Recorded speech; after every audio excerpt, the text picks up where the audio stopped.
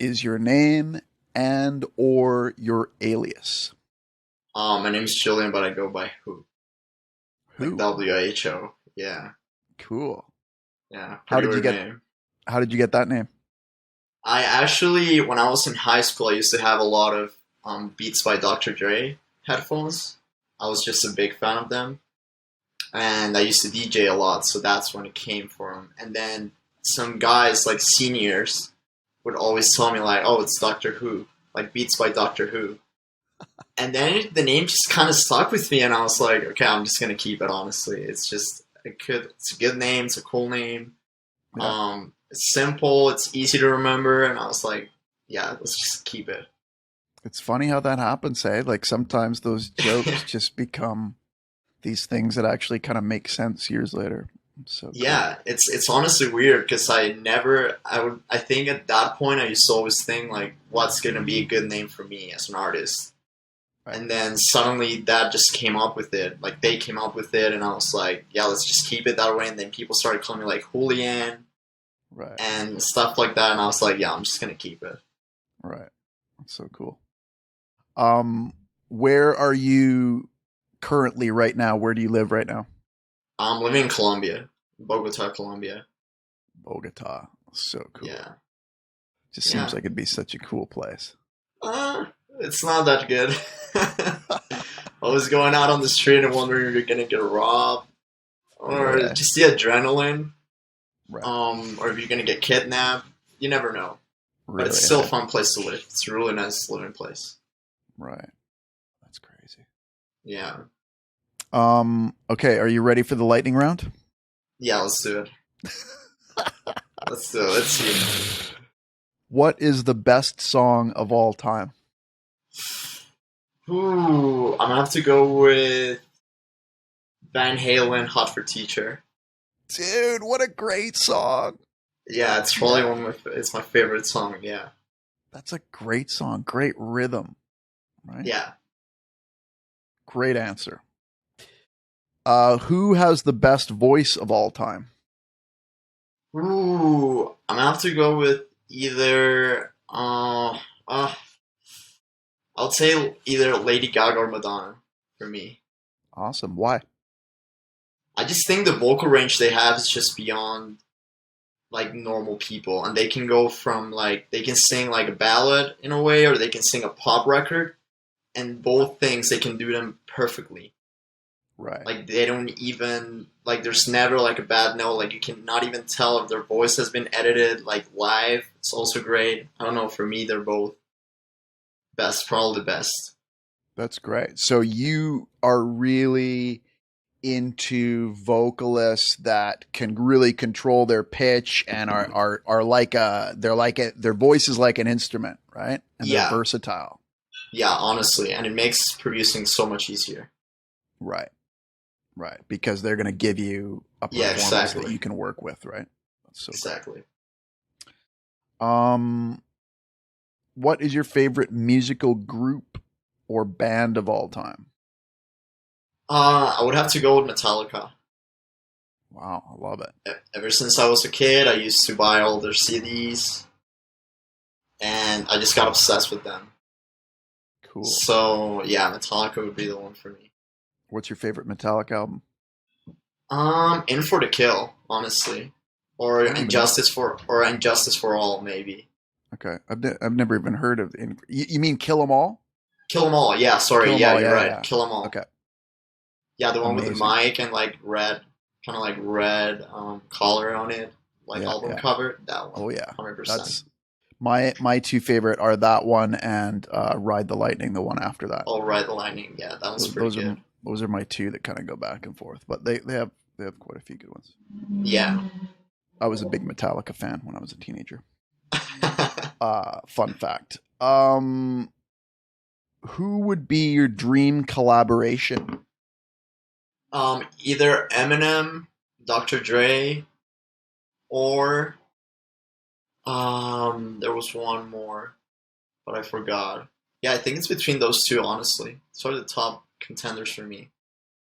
Why? Eminem or Dr. Dre. I just think like everything they've done in the past is really impressive First of all, Eminem. I just think honestly he's probably the best lyricist that, like, in the last 20 years at least.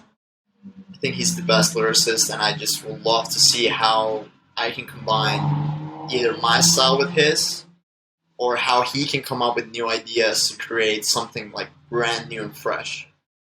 The same thing goes with Dr. Dre. It's just they've been doing it for so long that I feel like they're so over doing the same stuff over and over again that they don't want to do it anymore. They kind of just press themselves to always do something completely new and fresh. So that's why I think it would be my dream collaboration. Cool. What would you do? Would you make beats? Would you co-write the songs with them? Would you play instruments? What would you do? Yeah, exactly. That's where I don't even know. I think it would be mainly producing for them. I don't think writing would be on the table, especially with those kind of guys that know exactly how to write. I don't think writing can be an option. But I think producing something for either of them would be a dream for me. Yeah, 100%. Cool. Okay, we're putting that out into the universe. So universe, do whatever you need to do with that. Exactly. Laptop or recording studio? Laptop. I knew you were going to say 100%. I honestly cannot stand being in a recording studio. Really? Yeah, I can't. Like, I've tried numerous times here, and it just doesn't work. Really? Wow. Yeah, I think it's just like, I don't like being in a place where there's no light. It's just closed off. And you feel like you actually need to do work. I really like when I can work with someone is actually beforehand, get to meet them, get to know how they are, like basically become their friend.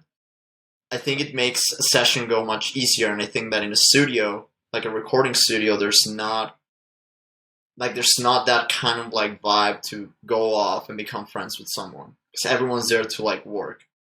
Right. But if I have my laptop and I'm just sitting in my apartment on a window, in front of a window, and then someone comes in, they just might feel a little bit more at home, you could say. Maybe a little bit more comfortable. So I think that gives off like a different vibe, and you can work. Like, there's so much things that you can talk about, that you can get inspired from, you can get ideas from, and it's so much easier. That's cool. Less pressure, more organic. Exactly. I love it. I know there is one thing you like about recording studios, and that's sitting on consoles, right? I know you're a big fan of leaning back on an SSL console like it's a chair. I've seen you do that a million times, maybe. Yeah, I still do it. Every now and then, maybe that's my way of getting familiar with the studio, making it more organic. That should be like your promo picture, is you just chilled out on an SSL. Maybe that can be my next album cover. Who knows? What is your favorite audio effect? Like delay, reverb, EQ, compression? Saturation. Either between Fat Filter Saturn or Valhalla Vintage Verb. Oh, cool. Either of those two. I love it. I honestly add Valhalla to everything. A few people have said Valhalla already. Why do you like that reverb more than other ones? I just think it has there's two different presets that you can go with. It can be like a bright reverb, or it can be like a damp kind of reverb. And I just really like it because it gives out a lot of space. Like, other reverbs usually are really sort of like dry, per se, if you can say it like that. The hollow one is really, it gives a tone. It has a tone to it. Right. And that's what I like about it, because it gives a tone, it gives like space, it makes it wide, it gives it more like everything. It just works really good, especially for a stereo image. It works really good. Cool. Love it. Which song sounds great? Like, in general. Which song sounds great? However you want to answer that. Honestly, right now there's a song called Edamame by this guy called Bibi no Mula. Cool. I haven't heard it, but I love Edamame. And and everything on it just sounds perfect to me. It sounds good. It sounds perfectly mixed, perfectly mastered, perfectly engineered. Everything sounds just perfect. Is it clean? Is it loud? Yeah, it's not that even that it's loud. It's just the fact that it's really on the spot. Like it's not clipping anywhere. It's compressed. You can feel the compression, but it's not over compressed. You can feel like everything has like its own little space. Like nothing's fighting for space with anything. And there's elements that are like it's really bass heavy, and it's just amazing, honestly. And they're combining house music with rap. So for me, that was like an eye opener. Never heard that before. Cool. I've heard that a couple times. It's a cool combination. I love genres that work when you think they wouldn't work Yeah, exactly. necessarily. Yeah, that's great. That's the end of the lightning round. What did you think of the lightning round? Did you like it? Wow, that was a good lightning round. Yeah. I honestly didn't even know my dream collaboration was Eminem until I just said it. Yeah, I know. It's. I think the lightning round. It's not necessarily all true answers. Like if you had a day to think about it, probably most of the answers would be different. But it's kind of about like seeing what you say on the spot like that. It's not even that. Sometimes I think when you watch interviews from other people or podcasts as well, you usually are like they ask them like some of these questions, and they're like, and they say something, and you're like, yeah, mine would be this guy. And then when they're doing it to you, you actually kind of forget. They're like, yeah, I said this guy like 2 months ago, and now I don't even remember that I was saying this. I love it. I love all those things. Okay, so if I met you in an elevator and I didn't know you, and I just saw you in an elevator and we had 30 seconds, and I asked you, what do you do? What would you say? Probably say I produce and write for sort of celebrities, I guess. That's so cool. We're gonna dive deep into that a bit later, which is a really cool thing about you. Okay, so we'll get into that in a minute. You currently live in Bogota, Colombia. Where were you born? I was born in Barranquilla, Colombia. Okay, is that close to Bogota? No, like that's on the coast. Okay. That's like by the beach, by the water, by the ocean, everything. Bogota is like in the middle. Like basically in Colombia, every place is warm except Bogota. Really? Like yeah, every place is just a jungle basically. So it's always like 28 degrees, 30 degrees, 40 degrees. Right. And then you have Bogota, which can get to like 5 degrees at like 3 a.m. No way. Like it's the most different city, but it's the capital, so like all the opportunities are here. Right. So yeah, I moved here when I was 4. No, yeah, 4. Wow. Yeah, I moved here when I was 4. Do you have any memories of the other place? Yeah, Yeah, 100%. I remember a lot of things. Like I once got attacked by a bat. I saw a snake. There's a couple things that I remember when I was little. But yeah, I still go there every 6 months almost. Cool. Yeah. How far away is it? Like a few hours? It's a 1 hour flight. Okay, cool. It's not even that long. Yeah, and it's really cheap to go there, and I have my family there, so I usually always go there. Mostly because we go there as a friendly vacation. Like every time me and my friends we just go there when we have a vacation, all of us, because it's warm. Cool. And it's by the beach, so I'm usually always there. That's so cool. Yeah. Tell us about an early musical memory from when you were a kid, like something that sort of you remember. When I was 6, my dad used to have an iPod, and he would only come to Bogota because he lived in Barranquilla. And he would come to Bogota every 6 months as well. So I would see him barely, but he had this iPod and it was full of music. And at this point, I never knew music. Like I didn't know a single song from anyone. I didn't know bands, anything. Wow. And when I was 6, I used to, before I went to school at 6 a.m., I would take his iPod, put some headphones, and then I would start listening to all the music he had. So he had Guns N' Roses, he had Queen, he had reggaeton, He had a lot of stuff, so that's where I got like indulged in music. Like when I was basically like invited to listen to music, if you like introduced would be the Wow. word. And my dad used to be a piano player, a really good one. So I Cool. would always see him play and everything. And that's where sort of like, and he started doing music events here in Colombia. He was an event planner. So I was always sort of like in that mentality of like, okay, maybe in the future I want to make something related to this. It would be That's really awesome. nice. Yeah. That's cool. Do you remember like sitting with that iPod? Do you remember the feeling you got when you were hearing those classic songs in different genres? Like, was your mind just completely blown? Like, Yeah. what were you thinking?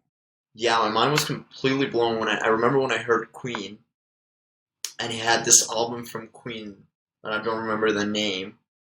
And I just remember listening to all the songs and I memorized them and literally like I didn't even know English that good at that point, Mm, but I would still like get some words out of it. And same thing with Guns N' Roses. Like I remember when I heard Paradise City from so Guns N' good. Roses, I was like, wow, like who does this? Right. And it started blowing my mind how they would do that. Yeah. And I started seeing music as this like complex scenario, but it wasn't that Mm, complex at the end of the day. Like it's complex, but right. like you start understanding and you're like, okay, you start seeing how everything works. But for me, it used to be like something that only a handful of people could do. It's like magic, right? Yeah, exactly. I was Yeah. like, yeah, there's only like 10 people. For me, there was only 10 people at that age that could do music.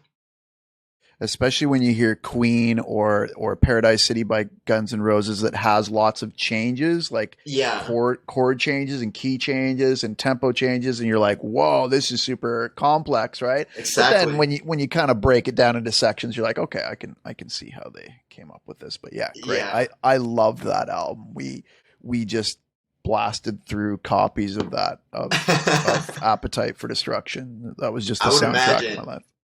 I would imagine. It even came out. I think it got released in like '86 and didn't really do much. And then they kind of re-released it, or they promoted it, or maybe "Sweet Child of Mine" became the single or something. And then it Okay. had like this second life. That happened a lot back in those days, where an album would come out and people would be like, "Meh," and then they'd release some single and it would be like the biggest The album of all biggest one. time. Yeah. Like, did you ever get into Def Leppard Hysteria? No.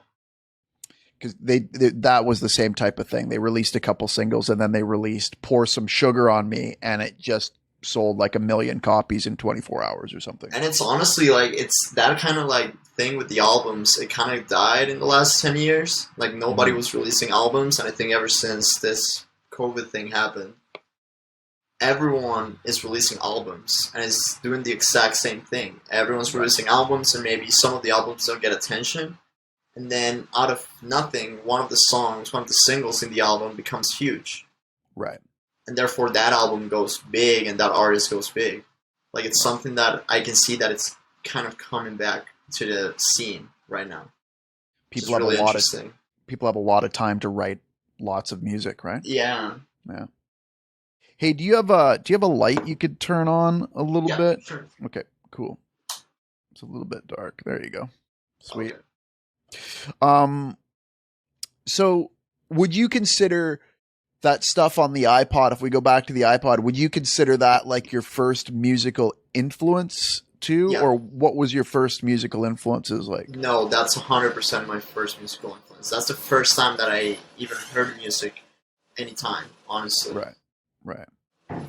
And do you play any instruments?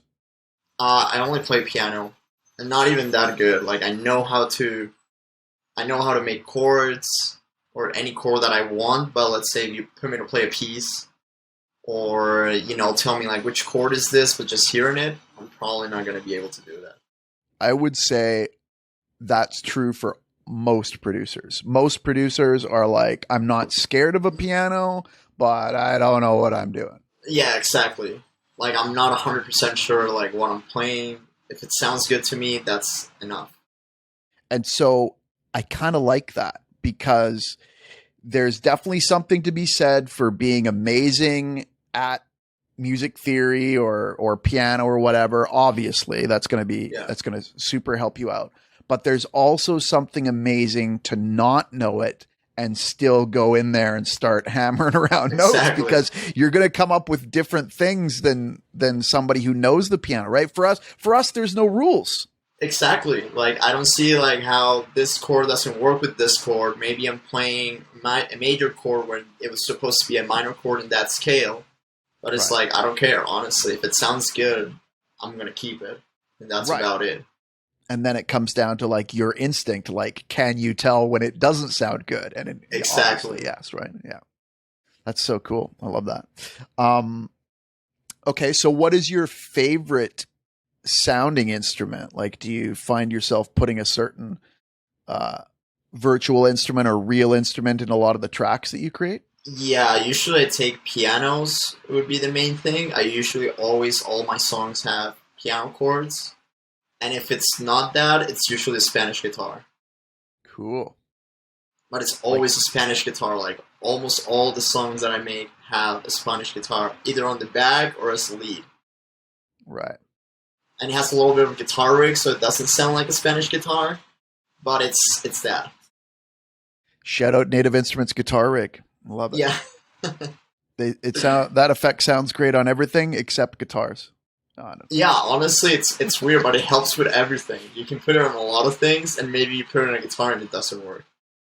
It's just so obvious on a guitar, but yeah, if you put it on a vocal or some other instrument, exactly. It sounds so cool. That's funny because Gisela said the same thing. She said she loves flamenco guitar, Spanish guitar, whatever. Yeah, they're really good, honestly. They just give a really like summery and tropical vibe to everything. Yeah. And even if the song sounds sad, that kind of like freshens it up a little bit, makes it a little bit happier. That's right. I don't know. It has that little thing to it, so that's why I love doing it. That's so cool. So, do you remember the moment when you knew that you wanted to get into either writing music or music production? Maybe those are two different moments. Which one came first? Was it two different moments?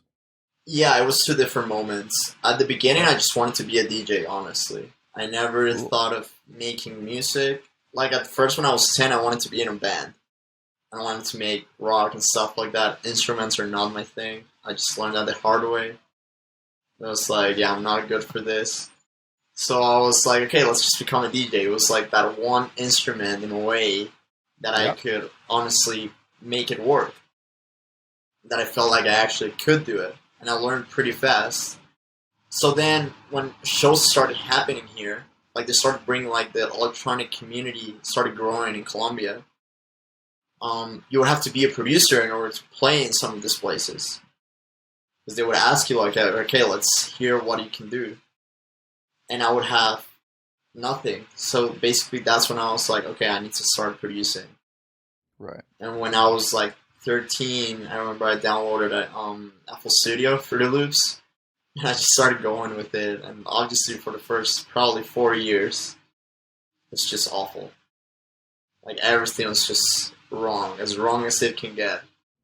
I still have some of the things that I did in the hard drive, and it's just like, you listen to them now, and you're like, wow, it's not even in key. Like, there's a lot of things that just didn't work out, and you're like... But I think that opened the way for me to just, like... I just started, like, wanting to produce more and more in order to get gigs. That I became really obsessed with it, that to the point that I basically stopped going to school. Like, I would skip school, then I got expelled, then I went to another high school, and I got expelled again. Because I would just skip school for making music, for staying at home and making music. And basically that happened, and at the end, when they expelled me out of my second school, I was like, you know what, I'm not even going to finish high school. Wow. I was like, I was done. I was like, let me just, like, really put my mind to this and put, like, 100% of me. And that's basically, and here we are now, in a way. Because then years later on, when I was already making good stuff, I started realizing that I could also write. Like after being with so many songwriters, you start realizing like some of the input you give is good. Therefore, there must be something that you can also do in writing. So I was like, yeah, I'm gonna start writing myself, and I started writing in Spanish and in English. Lyrics too? Yeah. And singing, or getting somebody else to No, sing? I always get somebody else to sing. So you're writing all the music, all the lyrics, and then getting somebody to sing it, and then you're sort of creating everything electronically in FL, yeah? Exactly. Right. Do you tend to use more synthesis or sampling, or a Sampling. combination? Sampling, hey? Sampling 100%. Wow. That's always blows my mind when people tell me that, because I just assume when people are making electronic music that they're using a lot of synthesized stuff, and Yeah. some like you and Tails are like, nope, mostly samples. Yeah, I And let's usually sample use it. samples. Even when I start a song, it's always a sample that starts it. So cool. Yeah, Yeah. it's a great approach, right? Because you've got this thing that can control audio on all these different parameter levels, and you can turn it into anything you want. Yeah. Yeah, you can Oh, honestly take a sample and do whatever you want with it. Then something really interesting can come out of it. Even if you just reverse a sample, right. you can get a really nice sound. Always. Okay, so when you left high school the second time, you must have your stuff must have been getting kind of better at that point, and because you must have had a bit of confidence going, okay, I kind of don't need to be in high school, like I think this music thing might work out, right? Not really. Not really. I honestly just took a shot there. It was like a leap of faith. Because Amazing. my stuff wasn't even that good at that time. It was did pretty your bad. did your friends like it? No. Like I didn't even I think I had one song at that point, one song. And it was just awful. Wow, It was that's awful. commitment. I And love it. I was still like I've always been in life the sort of guy that is like I don't have a plan B. Right. I'm usually just going all the way in one thing. If it works, then it will work. If it doesn't, then I'll just keep trying until it works. Right. That's Yep. basically my mentality. So that's what I did. Like if I look back at it now, I'm like, I'm so stupid. Why would anyone just leave school, high school at 16, 15, 16, and be like, yeah, I'm gonna make music. I'm not even good at it, but yeah, let me give it a shot. So true. Um, so yeah, I just started like doing that, and then basically what happened is Dimitri Vegas and like Mike had a concert here in 2016, and I attended that concert, and I sneaked in backstage because I don't know I have a way of doing it, but I just did it, and I was looking like a kid. Like first of all, I was underage, I wasn't supposed to be there, and I had a fake ID and everything, and I just somehow managed to sneak in backstage, and I'd never talked to them, honestly. But there were these two guys that were there, and they were drunk. And I started like hanging out with them, and I told them like, hey, like I want to be producer, like everything. We started talking, and we sort of like exchanged information. And they literally took me, and then later on, I realized they were Demi and Mike's writers and co-producers, and they basically took me under their wing, both of them, and started teaching me like way more and more and more. And they were like, okay, do this, do that, and they were really honest with me. They were like, okay, this sounds terrible. I think like out of the 50 ideas I sent them, let's say a week or every 2 weeks, I think 49 of them were terrible. Always. They were always telling me like they're all terrible. And I That's was so like, great. yeah, and That's I so was great, always, dude. yeah, at that point you start like doubting yourself. You're like, okay, maybe I shouldn't have gone the music way. Should have just Right. become like an architect or something. 100%. But But it's too late then, now. yeah, but then I was like, you know what? I'm just gonna keep doing it. And then it started getting better and better and better. And yeah, it ended up being good at the end, I guess. Like, it was worth it. So when they gave you feedback on the one song out of 50 that was good, how did that make you feel? Did that give you like hope? Were you like, okay, this is great? No, No. no, I was always just thinking like, okay, this is not going good. But it's the thing, like, as when you're starting to make music, I feel like you compare yourself to other people, Oh and yeah. you see the stuff they release, and you're like, okay, this guy's doing so good, but what you don't see in the back is that this guy has probably 1,000 ideas that he probably trashed. He was like, okay, Yeah. this don't work at all, and there was one that was good. So now I see that, but before I used to be like, okay, I'm just never gonna make it. I'm never gonna be able to make a proper house, like a track like this. So I would see tracks from other people and be like, okay, I want to make a song like this, and I was never able to. And then years later, after trying so much, you realize like, okay, I did a song like them, and maybe even better. Who knows? But it was always that like little line that you had to cross, and I think that's creatively for anyone that makes music or anything artistic.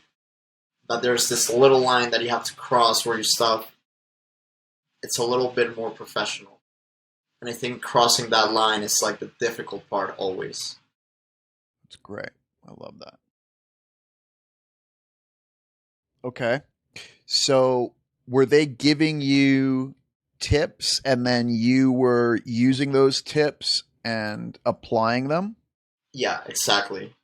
So Okay. they started teaching me a little bit more about music theory, like how things have a key, like how songs have a key, because I had no idea. I was Because just you were adding just random, like, yeah, I right. was adding random stuff to it, like whatever worked. Wow.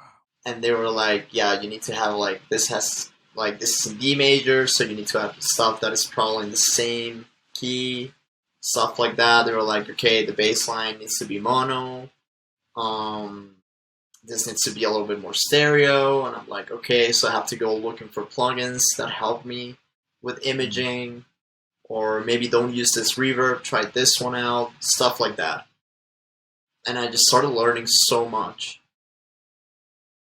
like so much, and they would put me in like this drill sort of like exercises. They're like drills, so they would be like, okay, by tomorrow you need to finish this, like do this, or add something to this.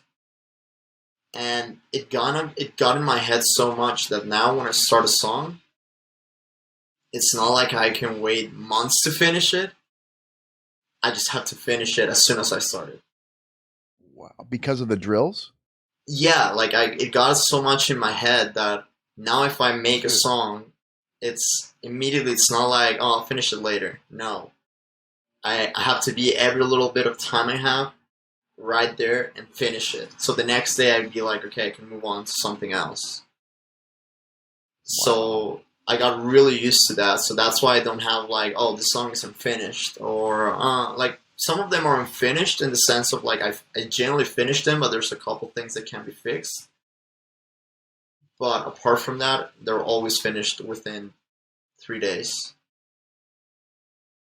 These guys sound like legends. They really taught you really well. And it sounds like they were pretty patient too, right? Yeah, yeah, they were kind of patient with me, honestly. They You know, really had a lot of patience with me. Like now that I think about it, they did. I mean, if you're Um, sending them 50 tracks and 49 of them are garbage, I don't know. I don't know how long I'd stick around yeah, to see how long it takes you to get yeah, better. You know, and I honestly don't even know why they kept talking to me or like even answering. I don't know if it was do you think it? decency or they see something or I don't I know what think it they see was. something. I think they see something in you, right? Like they're like, okay, like, for you to even get backstage underage and start, basically start off your music career, not even knowing what you're even Yeah, talking about, they were probably like, who is this kid? Like, this kid's yeah, going to be huge, right? yeah. I don't know, but yeah, it was really weird how they just kept talking to me and everything. And they're both really good at making music, honestly.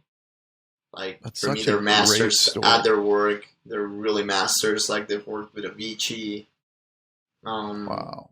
Martin Garrix, like a lot of them. Diplo, Major Lazer. Yeah, a lot of people, honestly. That's so amazing. So it was really good that they taught me all of that. Oh, we lost your video, but it's probably still there. Yeah, I think it shows for me that it's still there. Okay, cool. This might be the connection's just dying a little bit, but it should be back. Can you tell us their names again, just for the listeners, so they can Google them? Yeah, it's London Future and London Summers. Okay, cool. Both of them. Like right now, one of them goes by Curtis Wells. But yeah, they're both really amazing. Like one of them stopped making music, sadly, but the other one is still releasing music. Like he stopped producing and writing for other people, and now he's just dedicated to his own project. Okay. Do you remember the first time you walked into like a legit recording studio or into a legit professional situation? Was it with them or was it somewhere else? No, it was when I went to school in Canada. Okay. It And was the first time. how did that make you feel being in a recording studio? It felt great, honestly. The first thing I thought was how many pictures I'm gonna take here, and I ended up taking none.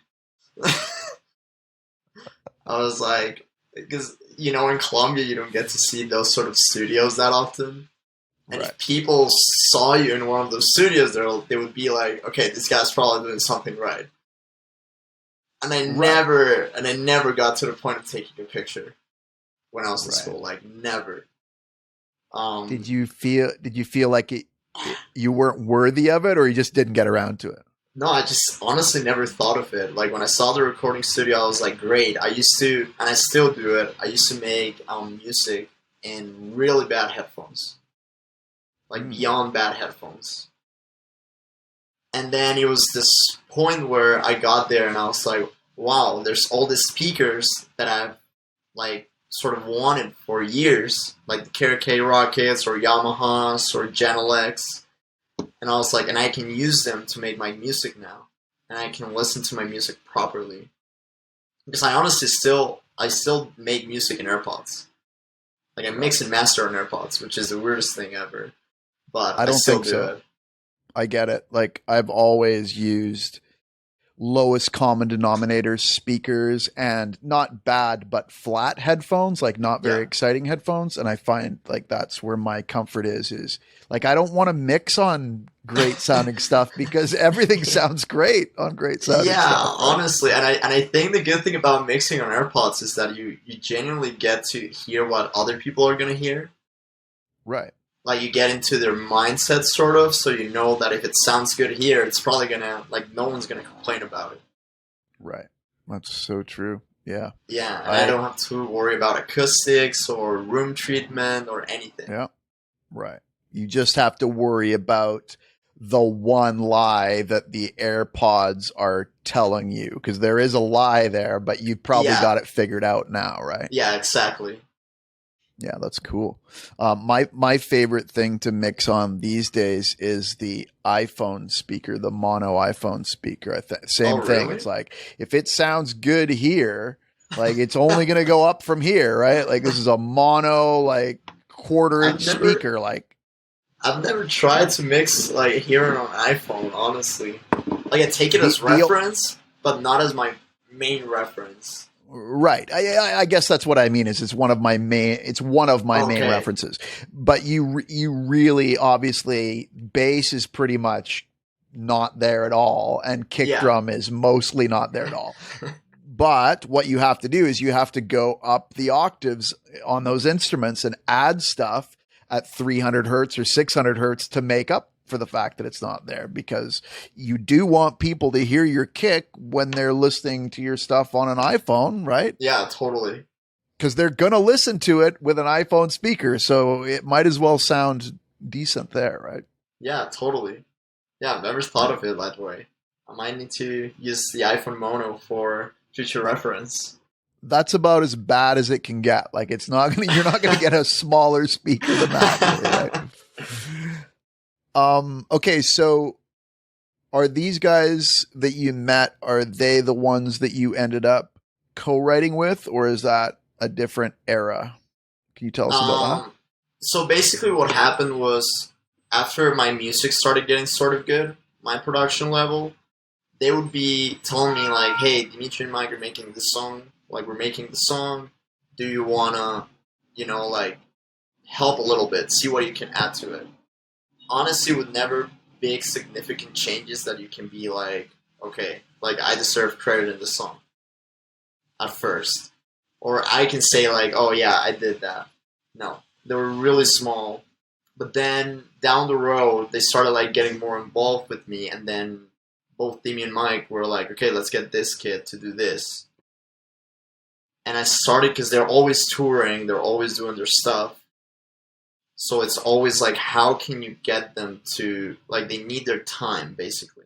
They don't have the time to be in a studio or to be making music 24/7, like 24 hours a day or all the time, and they need to still be making really good music and releasing, but at the same time, they still need to play shows. So that balance was really off-keeping for them. Right.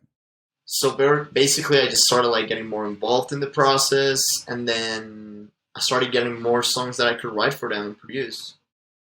And then the biggest one I did was Instagram. I actually did it when I was in school in Canada. I did it on the first month that I got there, and I had this idea. And then the singer, her name is Deb's daughter. We used to always work together. So then she basically got into the song and she started singing these lyrics, and I was like, wow, this is a really great song. I sent it to them. They got it to David Guetta. They got it to this guy's called Afro Bros, and then basically the song got finished.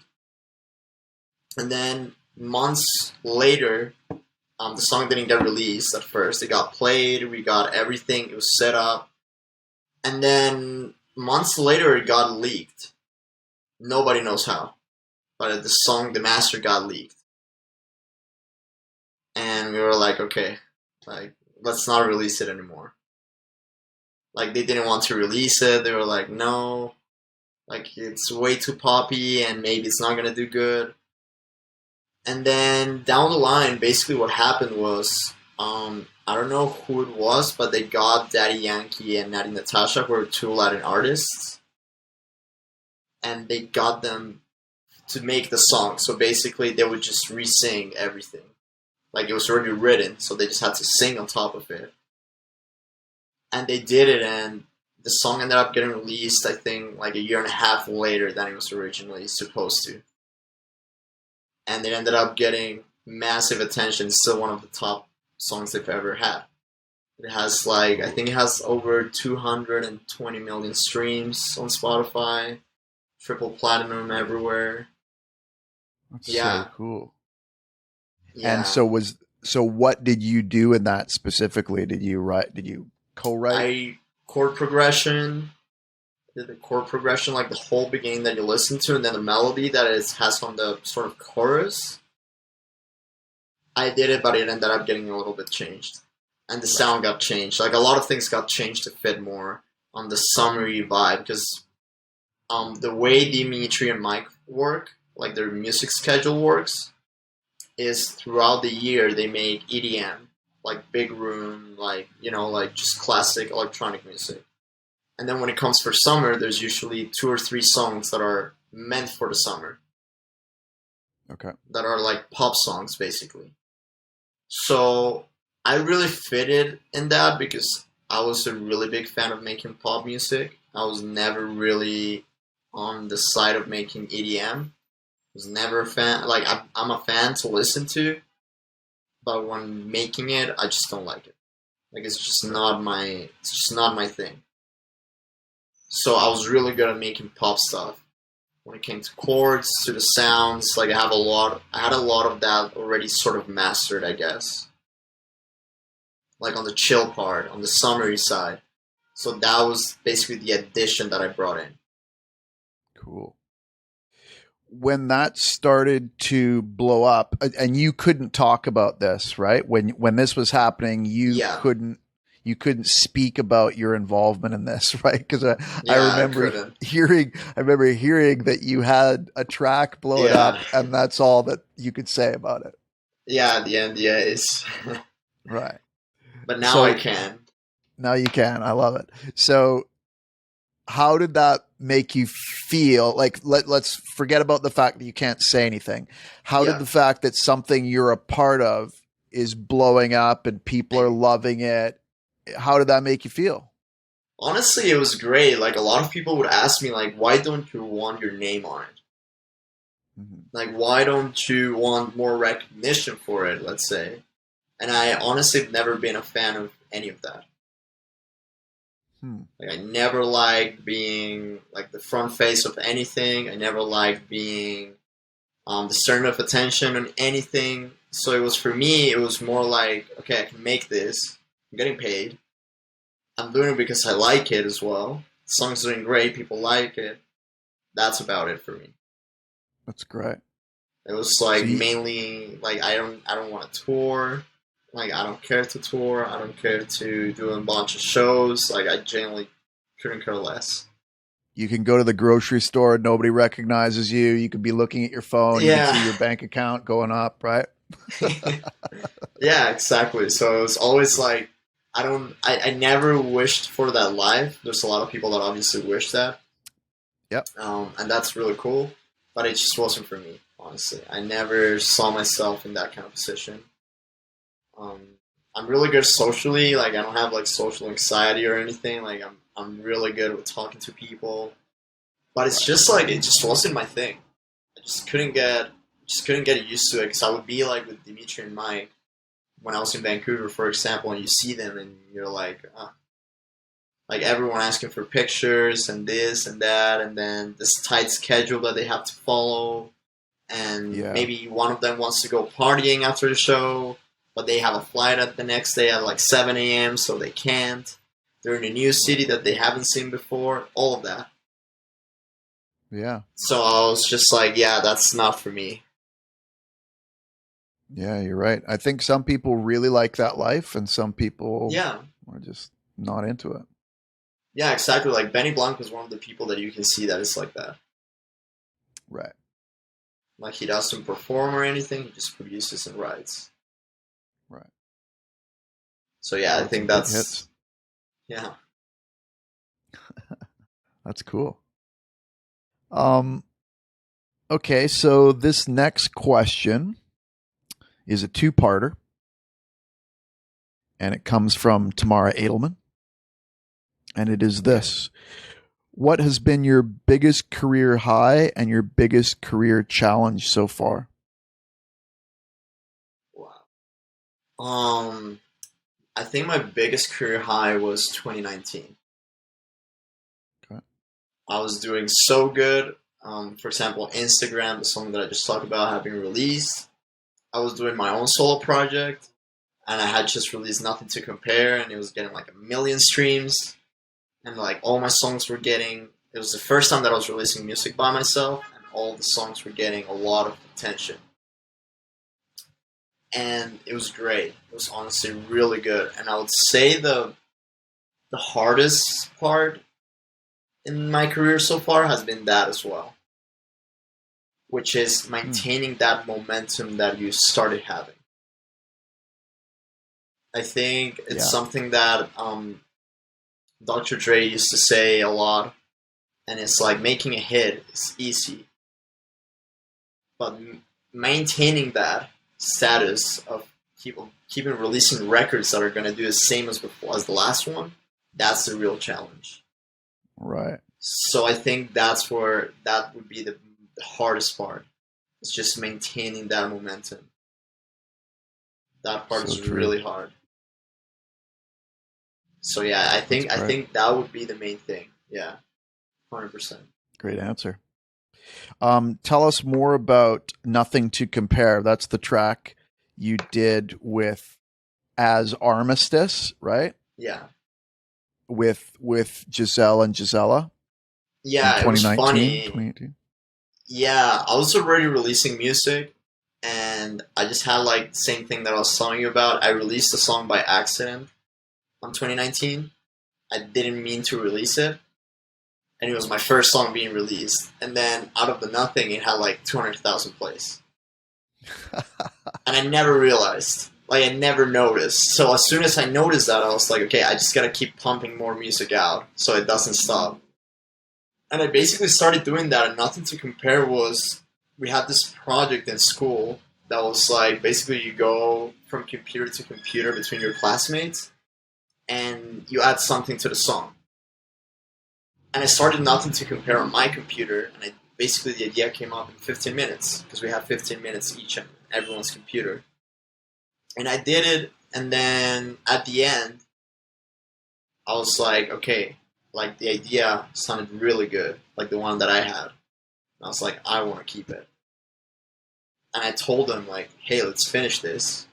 So we basically erased everything from everyone, like even their stuff.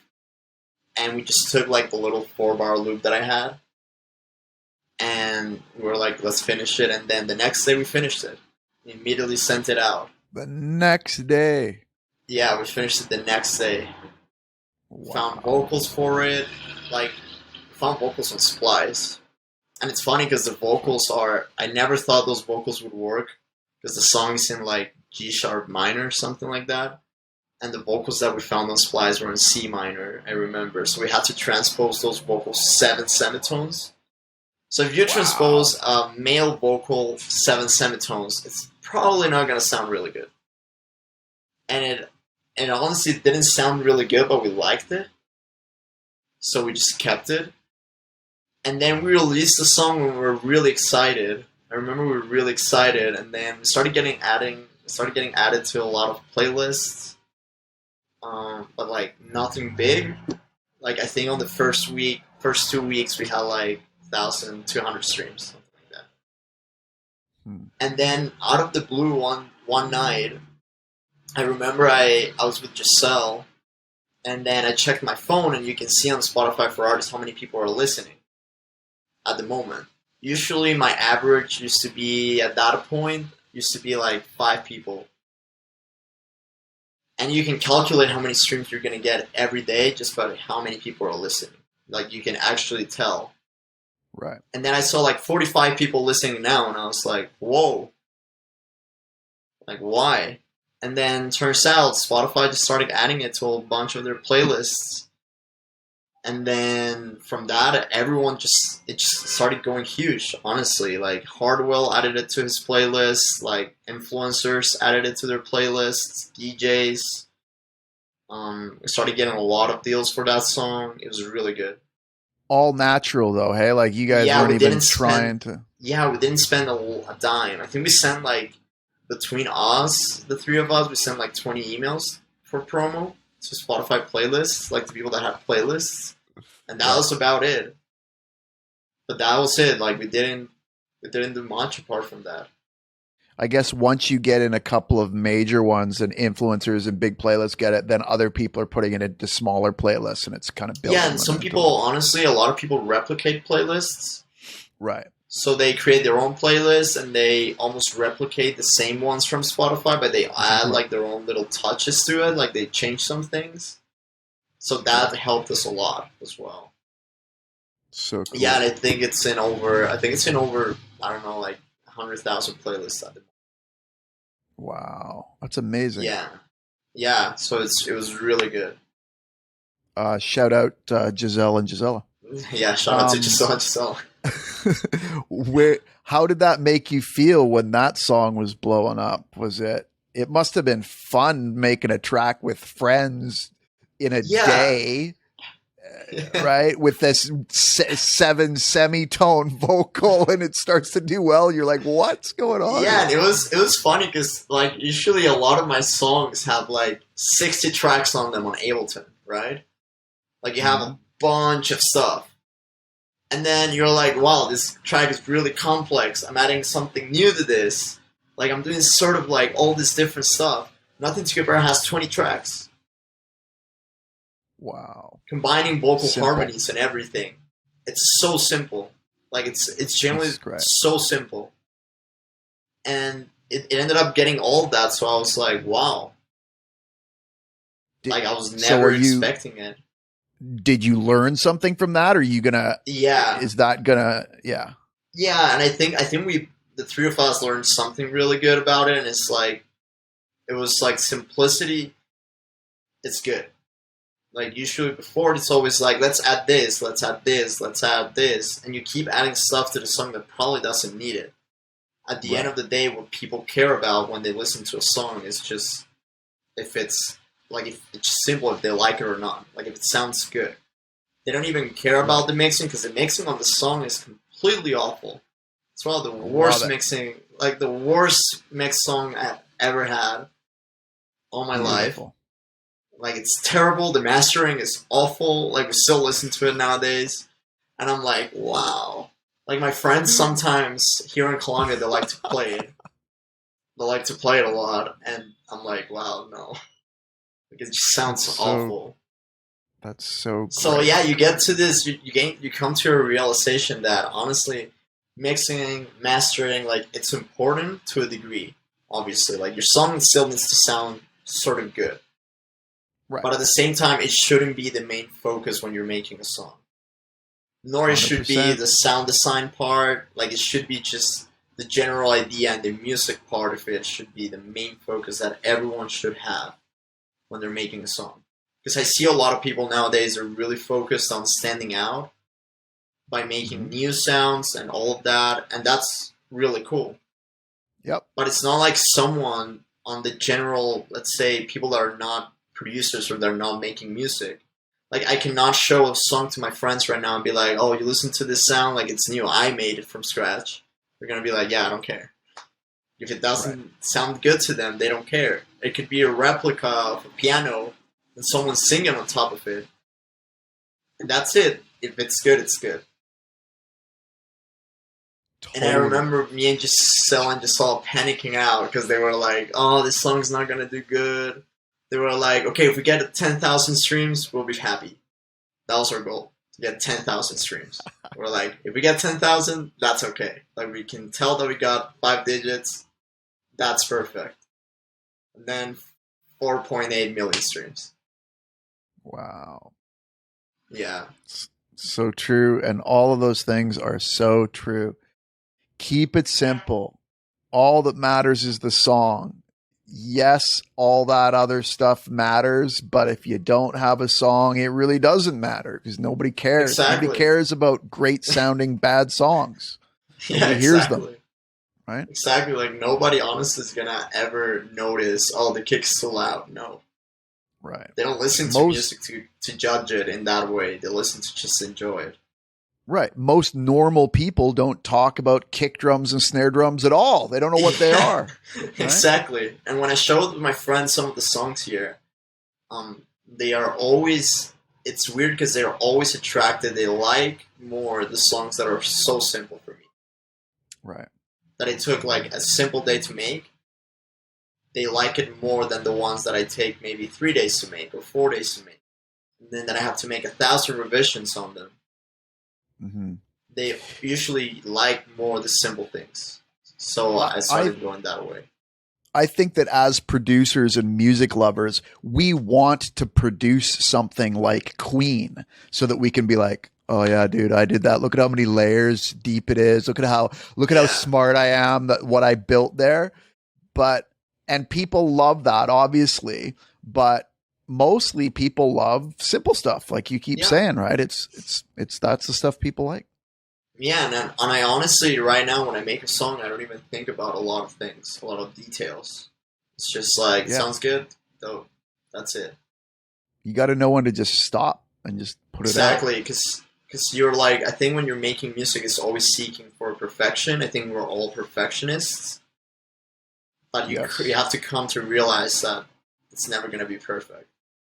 So everybody says they're a perfectionist, but I think that when people say I'm a perfectionist, and I've said this in the past, that just means I'm lazy and I'm afraid to finish my songs. That's all Yeah, that means, I right? agree It doesn't mean 100%. you're a perfectionist at all. It means you're too scared to finish the mix, bounce it down, and send it to your friend because they might go, Yeah, exactly. And honestly, like it's already a success when you put it on out. Like if you release it, it's already a success, regardless of the place Totally. it gets, regardless of what people tell you. Like I've had people tell me like, "Oh, this song of yours, I don't like it. Don't release stuff like this." Right. And I don't care. I'm still gonna do it Right. because I Yeah. honestly I make music for myself for most of the times. Like That's I don't great. make music for anything else. That's great. Yeah, like every time I have a trip, it's always like, okay, what's gonna be the soundtrack for this trip? Right. And you make songs based off that. That's it. So great.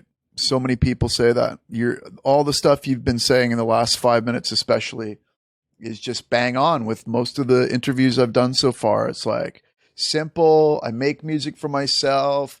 You're really good at finishing, though. I love that you finish tracks in like a day. That is a sick Yeah, move. it's So actually cool. something that I remember you used to tell everyone all the time. Oh yeah, You used to always tell that to everyone. It's like, finish it. cool. What a cool guy Finish I am, it. eh? Yeah. You're always like, um, finish it. yeah. I should take my own advice, I think. Yeah. Um, so what is your favorite part? Is your favorite part starting a song or finishing a song then? It has to be starting a song. Right. Honestly, when I finish a song, I don't want to listen to it ever again. Right. Like I'm But you so do it done with anyway. it. But I do it, yeah. I still listen to them a couple times. But it's not like I honestly don't even save my own music. Does it feel like a job or does it feel like when you have to finish something but you just do it anyway, or does it sort of feel good to finish it? Like Uh, why do you finish so quickly? How do you do that?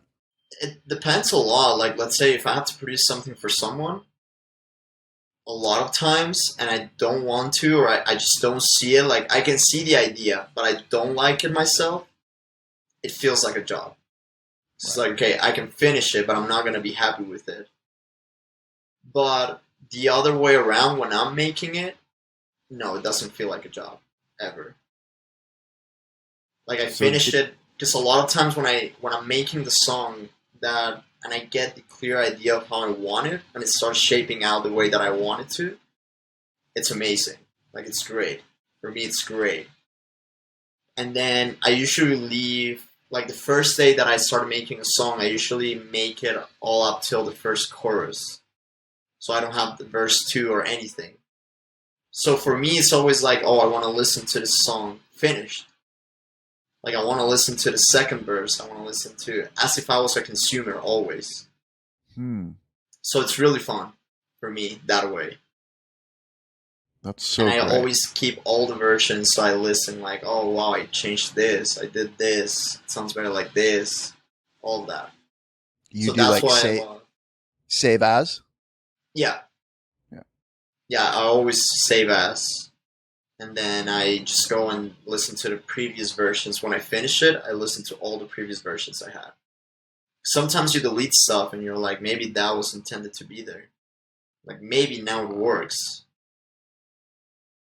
So all That's those little cool, man. things, it's really cool. Yeah, and I really like finishing songs immediately. And also like I think it was Hmm. that because I always was put in the like on the spot of finishing a song in a day. Mm-hmm. And also another part was that the computer that I used to have was this super small computer like Windows XP, like it was the worst computer that you could ever think of. And the bad part about that computer is that you couldn't unplug it. First of Right. all, like it always had to be plugged in, and it was a laptop. And then the second thing was that I used to make music on FL Studio demo. Right. So when you were making a song, you couldn't close a project. Right. So I had to leave it open until I exported it. Amazing. So basically, I also got used because of that. It's like I could never close a project, and if I wanted to do, let's say, homework for school, that project would be like taxing my RAM, like my CPU. So the computer would be really slow. So it would always be like, okay, I need to finish this and close it. Because if not, I'm not going to be able to do anything else. That's amazing. Yeah, so that's how I got used to finishing tracks. That is so great. Limitations Yeah, are one of your biggest influences. I love that. That's great. Yeah. Bitwig has that too, where their demo, it's a full demo, but as soon as you close, like as soon as like you can't quit, you can't yeah, save, right? That's a good way to do it because it gives you a good experience of the software. But if you're serious about it, you gotta pull out your wallet, right? If you want to, yeah, exactly. unless And you, I remember I bought like after all those years using the demo, so I didn't know what cracks were right. at this point. So I would use only native plugins, everything. That's great. And then I ended up buying FL Studio, like the best version of FL Studio. And then 6 months later, I met you, and then I ended up switching to Ableton. And now I don't use FL Studio at all. Like I only use Really, hey? Ableton. Yeah, I Wow. ever since 2018.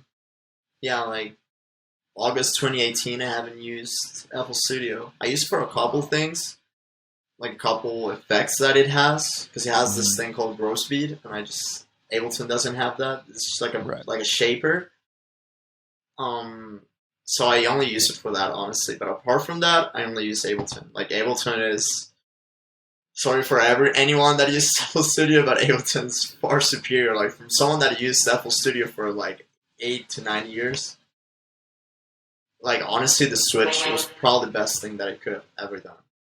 Wow, that's so cool.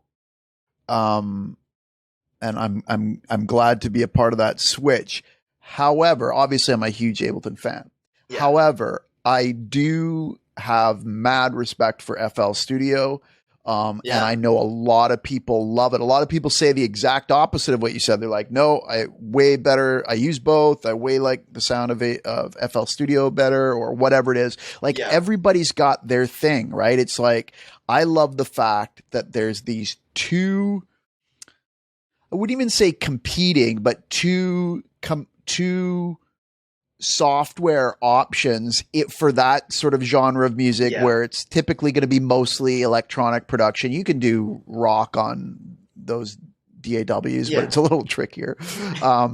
But they've got certain sound qualities, and I think mostly they've got certain workflows that different people, they exactly. like one or the other, or some people like both. I think probably the best way is to like both and to at Yeah, least be influenced by both. Because if I got you to write a track in Ableton Live right now, and then I got you to write the same track in FL Studio, it's going to turn out completely different just because of the software probably. and the workflow, right? Yeah, exactly. And Probably. I Honestly, and love that.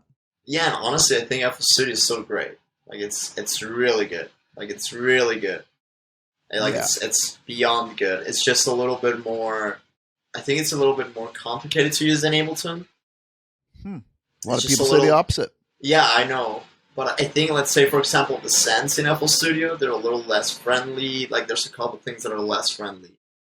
Hmm. But what I like about Ableton more than FL Studio, I think the main thing is organization. That's it. Hmm. Like, in Ableton, everything looks clean. Automations are hidden, and I just press A, they show up. Like, those sort of Right. things are really good for me. That's why I like about Ableton. But FL Studio has, like, the drum rack from FL Studio is amazing. Like the sequencer it has, Hmm. like that's just something that it was really useful for me. Not Right. anymore, but it's still really good. Wouldn't it be cool if they did a collab, like if there's like an Yeah, FL Ableton collab? That'd be yeah, amazing. it would be really cool. Honestly, it would be really nice. That would sell a lot. So the other thing that I think makes FL Studio interesting for me, two things is, their hesitancy, or maybe it wasn't hesitancy, but their problem switching to Mac to be compatible with Mac. It took forever. I don't even Yeah, know if it's even sort of sorted out yet. no, And then the other thing is, they used to be called Fruity Loops, and people just wrote them off as like a joke, right? And yeah, so they were like, okay, who's a joke now? And they sort of like rebranded themselves as FL Studio, right? And it's like that kid you pick on in high school, and then you go away for summer and he comes back over summer. Yeah, He's like, yeah, my name's FL Studio. It's like, whoa, FL Studio is here to play. Let's go. Yeah, honestly, and they did the Mac version. Like, it still has a lot of bugs. Like, I have it. But honestly, the Windows version of FL Studio was impressive. Right. So it didn't crash, like, nothing. It's really good. It had, like, it comes with its own driver as well. Okay. And the driver that they made, like, the company, like, Image Line, it's a really good driver. It's a that really probably good driver. really helped. Wow. Yeah, it's a really good driver. That's cool. Yeah, I'm fascinated by all of that. The evolution of DAWs, right? Yeah, totally. So cool. Do you want to, let's get into the fast track assignment, okay? So that's where you tell us one thing that you do really well and then give us like a little method or some things we can do for homework to practice that thing. I'm honestly really good at starting an idea. And that's when I come back to the sampling thing. So usually when I get a sample from Splice that I really like, or I hear a chord progression from Splice, or anything honestly, usually the first thing I do is I go and I make the bass line. It's the first thing I do. I just get the bass notes or the key notes from all the part. After that, I usually make the chord progression out of the bass notes. So it makes it so much simpler because you already know the root note, you know the key, everything. And then you can get rid of that sample if you want to. Because you already have a clear idea, like you already have a nice chord progression or you have a nice melody. And then honestly from that, I usually go into adding a vocal on the same key. And I always add the vocal and I only listen to it with the bass line. And the bass line is always just a long like Reese bass. I just use like a Moog bass. I just use that just to lay it out. If the vocal and those chords in a piano or whatever it is sound good already, it's most likely the rest of the song is going to sound great. And from that you can get to experiment, and that depends a lot on the song that you want to go for. I've realized that, let's say, a chill song usually has longer notes. So they just use sustained notes, whereas if you cut it, you add like little like triplets or anything like that, the song becomes groovier. So for me, it's always like take the sample and create the chord progression around it, create the bass line around it, at least the notes, and then from there you can honestly go any direction you want. And it becomes making a song so, like, not simple, but at least so many ideas are going to come through your head. And at least you can know right away in the first 10 minutes, okay, is it worth it continue working on this, or is it not worth it? Because I think a lot of people sometimes finish stuff and then they're like, okay, it wasn't worth it at the end. So maybe you start like then looking for vocals, or you start like, or you have the vocals and then you have the instrumental, and they are like, okay, this doesn't work, and they add a lot of stuff. For me, it's as simple as if I hear the chords with, like, for me, any song. A song is good if you can listen to it on a piano and then just the vocal. That makes a song good for me. Like, if the song sounds good like that, then when you add all the stuff that you're going to add, it's going to sound 10 times better. So how can you improve that? So I think that would be for me, like, for everyone, it would be just like, and I know there's a big stigma around samples. People say that's cheating, or that's not, like, you're not learning, or anything like that. But honestly, a song is a song. Like, it doesn't matter. A song, like, a good song is a good song. Like, all the chord progressions are already made. Everyone's used, all chord progressions have been used. 100%. Totally. And there's people that even like I even take chord progressions from old songs. Like I go and I listen to, I don't know, Still Dre by Dr. Dre and Snoop Dogg, and then I take the chord progression from that and I make a song out of that. Because all chord progressions, and they're not copyrighted, because you cannot copyright a chord progression. Mm-hmm. And then you can make your own melody from that, honestly. And it makes it really simple once you have everything laid out and you hear a vocal. That's why I love Splice so much, because you can just find the vocal on the same key or even on a different key, but you can transpose it. And that makes it so much easier. Obviously, a good vocal from a vocalist that is written specifically for your song, it's great. But at the same time, like, look at Nothing to Compare. It's a Splice vocal. And honestly, a lot of my songs are Splice vocals, and they've done pretty good. So cool. So yeah, I would go, yeah, that would be this, like, let's say something that I would encourage a lot of people to do is take sampling the right way. You don't have to use the original sample necessarily, but you can get a lot of inspiration from that sample. Like, you can genuinely get a whole song just out of that sample. And you just use the sample as sort of the template, and then you build the song around it, and then the musical sample, I mean, and then a lot of times you'll just remove that sample and see what's left. Yeah, exactly. You can end up removing the sample because you made the sample, like, you try to recreate the sample, and maybe it sounds better. You did a better sound for it. Like, all of those things just make it so much easier. So, and I know you were talking about, some people don't like that. Like, they think that's cheating or something, but yeah, that's all music is. Music is we hear music from the past. We go, whoa, that's cool. It all goes into our brain, and then we do our version of it. That's all music has ever been. Exactly. Right? And then, the technology's oh, sorry, go ahead. No, you go ahead. No, I was just saying, yeah, that people nowadays, they want to make their own kicks, they want to make their own stuff, they, like, using samples is just bad, but I just think it helps a lot. Like, it's just the most helpful way you can have. For inspiration, for sure. And there's nothing wrong with designing your own kicks and all that stuff. That's almost a completely different thing. Like, that's just the sonics of it, which is an amazing world, right? Like, creating sounds is different than creating songs, and they work well together, but it's two different things. And if you can do both, great. Exactly. Like, some people get the joy, like, they get joy from making new sounds, from sound designing. That's amazing.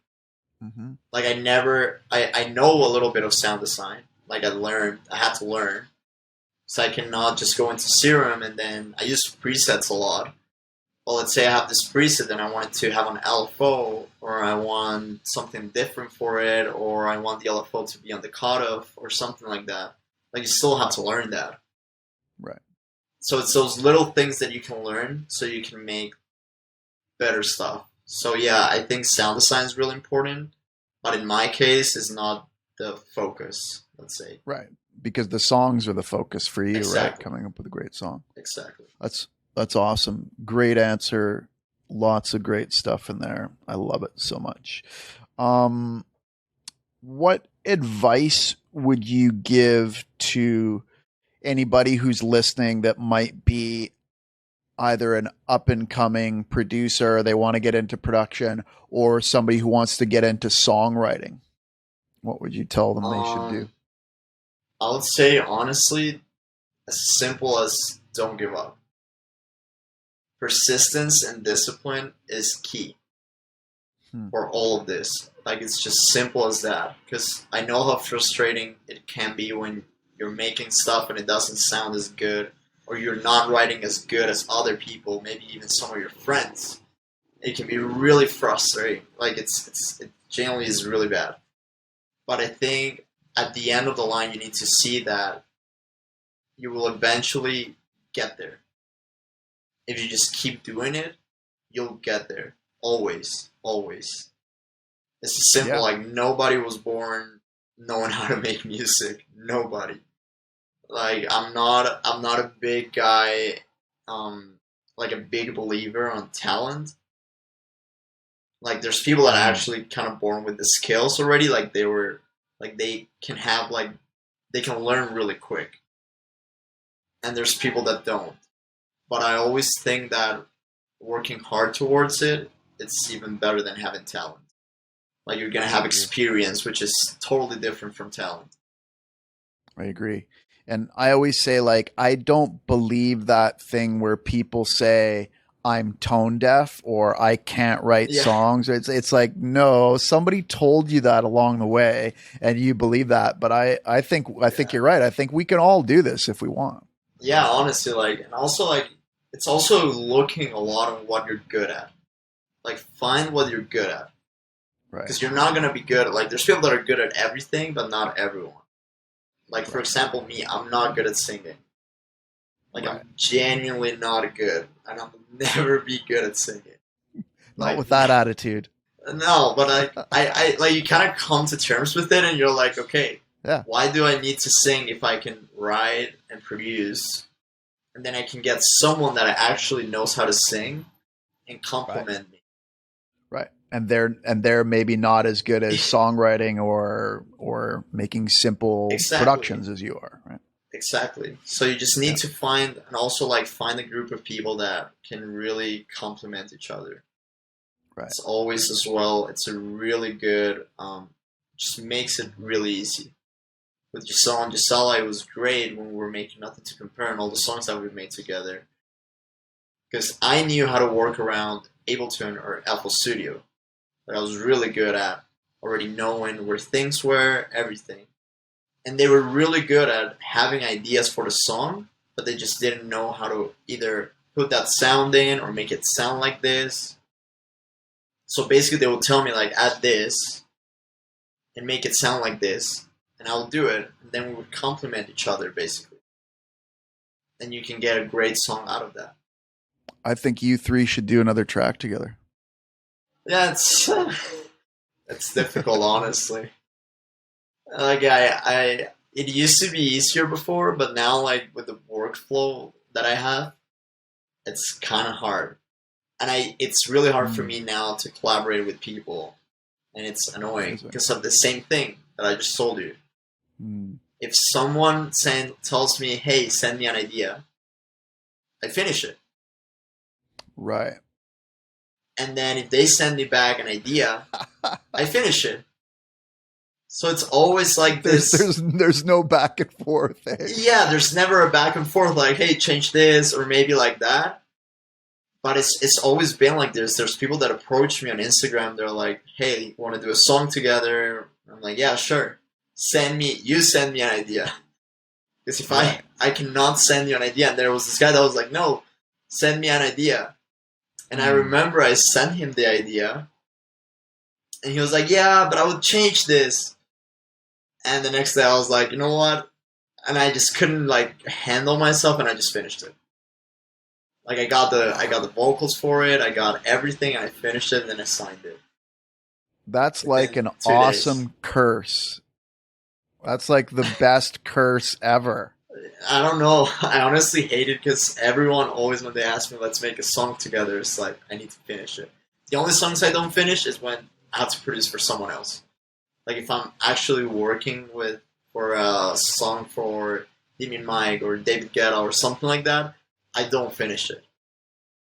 Like that's the only place where I just genuinely cannot finish it. Because I feel really, you really feel like, okay, it's not my song. It's theirs. I'm just adding my input, and that's it. Wow. Yeah. And it's like, okay, it's not going to have my name, so it's like, okay, doesn't matter. Having to finish is the best music production problem to have. That's amazing. Yeah, superpower. Okay, so aside from other music that you listen to and music that you make, what other non-musical things inspire you musically, like architecture, books, movies? I'm a big fan. I wanted to be in architecture at some point. Really? So I really like the way buildings are made or like the design of it. I really like that. And I Cool. also really like acting. I don't know why.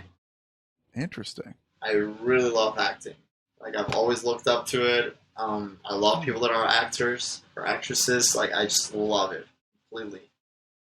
Who's your favorite actor, or what's one of your favorite acting performances? 100% Ryan Reynolds. Oh yeah, Look cool. at that, Van City, Vancouver. Yeah, but Ryan Reynolds Fancy. is 100% probably my favorite actor. Shout Has out to be. Ryan Reynolds. Shout out Ryan Reynolds. Yeah, Maybe get him on a track. get me on a movie. I'll get him on a track and he gets me on a movie. Get me on the Deadpool 3 soundtrack. I And that would bet be he could great. probably hook that up. Yeah.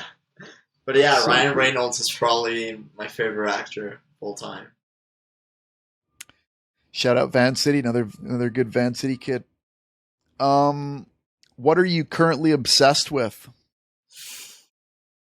Ooh, Could be honestly, musical or non-musical, doesn't matter. yeah, I don't know. Honestly, I was really obsessed a while ago with Warzone. Thank God Is I'm that a not game? anymore. Yeah, Call of Duty Warzone. It's like a battle Mm. royale game. Yeah, I was really obsessed with it. I'll play every night until like 4 a.m. with my friends. But I recently stopped. It's good for you. Yeah, no, it's not good. It was It's like a honestly really, drug. it was counterproductive. Yeah, it was really Yeah. counterproductive. So I was like, I need to stop playing this, and I don't play anymore as much. But yeah, I think that, and then yeah, honestly, right now I'm really obsessed with finishing an album. That's my A, obsession right now. a particular one, or just in general? I just want to make an album. Like I just want to like get to say like I did this album. Like for me, at least. Do you think of the artwork too when you do it? Like, do you think of the title of the album and the song titles in the artwork? Is that a big part of it, or just the music? Mm, the album artwork is a big part of it, but not actually, not really. Yeah, it's not. Like I just look for an image that I like, and then on Canva I just do it. That's On about it. Canva? Yeah, Yeah, I just use love Canva Canva. for it. Usually, when it comes to album covers, I try to look for something that I can later on modify for the canvas. I don't know if you've seen the canvas, like the moving videos Yep, that Spotify has, like on yep, the album covers. yep. I made a few for my stuff. Yeah. Yeah, so I think for the last 2 years, that's been my main focus when it comes to album covers. Because when I got Hmm. invited to the beta to use canvases for Spotify, for me it was a big deal.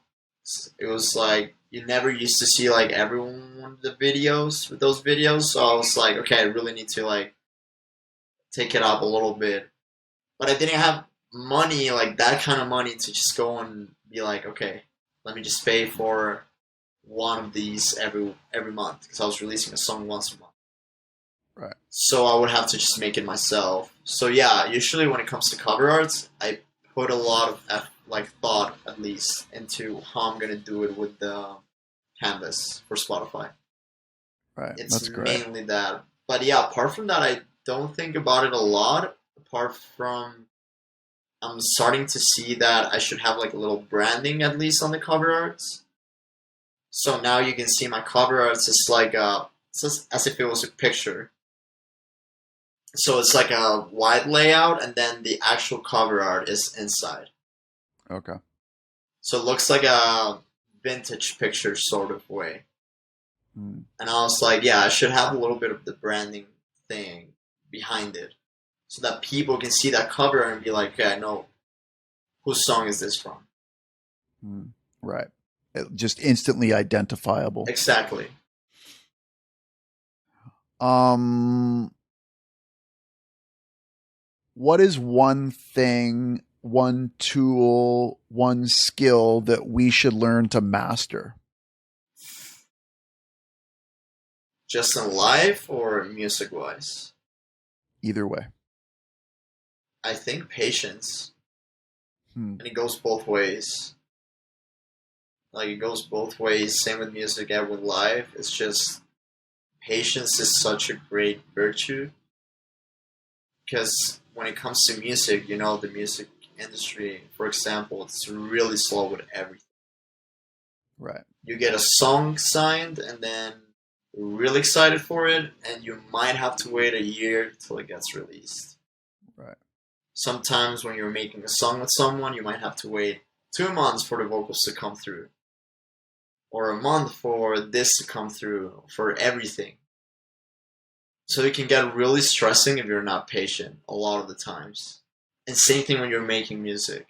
It's like people get frustrated really easy when something doesn't like come out. And it's just like for me, it's always been like yesterday, for example, I was frustrated because I wasn't getting anything out. Like I was trying different ideas, nothing worked out. But if I was patient enough that after 6 hours, finally, an idea came to my head and then it worked out. And I finished it. So I think patience is the main thing everyone needs. 100%. That's great. Okay, let's wind this down. Can you tell us about any projects that you're currently working on and where we can go to find out more about you? Like Instagram, is that the best place to go? Yeah, probably Instagram. Although I don't post much, but yeah. But yeah, right now, I'm releasing a lot of singles this next coming months. In December, I'm hoping to release an album. We have, with Like Mike from Dimitri Vegas and Like Mike, an album coming out from him. That is coming out in probably a month and a half. Like right now, we're releasing all the singles, so it's great. Cool. And we have a bunch. Honestly, with them, I have a bunch of projects coming up. We have a song with Akon, with Neo. Yeah. Cool. So we have a bunch of stuff in the works. So it's really great. That's so awesome. I'm so proud of you. Thank you. What's your Instagram handle? It's Who Music. So WHO Music. That's no it. Underscores or anything, No. just that. Yeah, I got it. I got the handle. That's I was trying to get the Who, the normal one, just Who. Yeah, but World Health Organization had it first. I actually wanted to sue them. I wanted to sue them, like copyright that name, and then just be like, "That's mine. You cannot take it." Amazing. Is there anything else you'd like to say to the listeners? If you want to collaborate with me anytime, send me an idea first. Don't ask me to send you an idea. And then we can actually make it work. Please. That's so great. That's it. That's awesome, dude. It was great seeing you again. And yeah, same. Hilarious. That was great advice. You gave some really great advice today. So thank you for that. Yeah, always. Learn from you. Okay, ladies, yeah, you learn from the best, right? Learn from the best. Ladies and gentlemen, that's Julian.